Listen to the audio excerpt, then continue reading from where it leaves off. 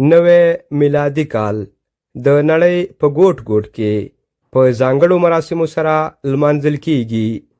دلته د هالند په امستردام کې هم ګڼ شمېر خلک راغلي دي او غواړي چې د نوي کال شپه سره یو ځای ولمانځي.